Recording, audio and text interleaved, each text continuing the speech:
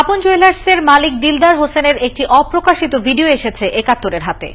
২ minute ১৯ সেকেন্ডের এই ভিডিওতে ৩৭ বার স্ত্রীকে গালাগাল করতে দেখা গেছে তাকে। মনোবিদরা বলছেন, বাবার এমন দাম্ভিক আর অশ্লীল আচরণই তার পুত্র সাফাতকে ধর্ষকে পরিণত করেছে। ফারজানা রূপার বিশেষ প্রতিবেদন।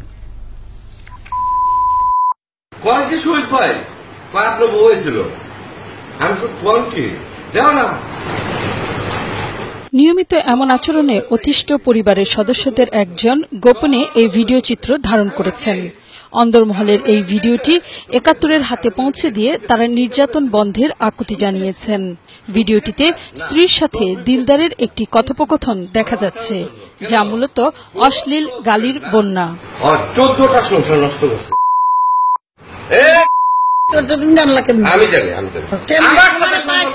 আমার সাথে সম্পর্ক করতেছে কেন? এই জন্য তোমার সাথে সম্পর্ক।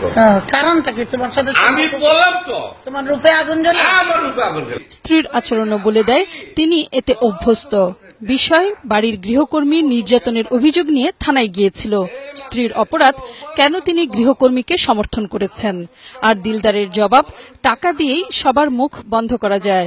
ডকুমেন্ট জায়গা দিয়েছে, কাগজ মানে বুঝেছি তো, ওই কাজের জন্য চাষির চলে আসতেছে, জেল হয়ে যাবে। বাঁচাও, যাও বাঁচাও।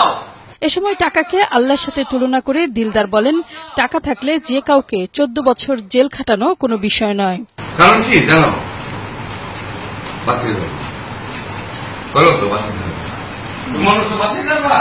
এই যে এটার নাম হলো আব্বাজি। আব্বাজি আছে না? ২ মিনিট ১৯ সেকেন্ডের এই ভিডিওতে ৩৭ বার অনেকটা বিকারগ্রস্তের মতো নারীর জন্য অবমাননাকর গালি দিয়েছেন দিলদার, যা দেখে এই মনোবিদ বলছেন, এমন বাবার সন্তান স্বাভাবিকভাবেই নারীর প্রতি সহিংস হয়ে ওঠে। যিনি ছেলে তৈরি করছেন, আমি বলবো না যে উনি ছেলে তৈরি করেছেন, উনি নিজেই তৈরি হতে পারেননি বলে ছেলেটি ওরকম তৈরি হয়েছে। আমি ঠিক ওনাকে ওইভাবে বলবো না যে সেই হাতে ধরে ছেলেটাকে অপরাধী বানিয়েছে, কারণ সে নিজে ভালো মানুষ, ভালো মানুষের যে বৈশিষ্ট্যগুলো সেগুলো তার মধ্যে গড়ে তুলতে অক্ষম হয়েছে। অধ্যাপক মেহতাব বলেন, এ ধরনের বিকৃত মানসিকতার লোকদের বিচারের আওতায় নয়তো সংশোধনাগারে পাঠানো উচিত। হয়তো ছেলে তুমি কেন খারাপ বানিয়েছো, বা ছেলে তোমার সংস্পর্শে কেন এরকম হলো, বা তোমার পরিবারের থেকে কেন এমন হলো, এটার জন্য তাকে জেল হবে না, সে জেলে যাবে না, কিন্তু তার বিরুদ্ধে অনেক রকম চার্জেস আনা যায়।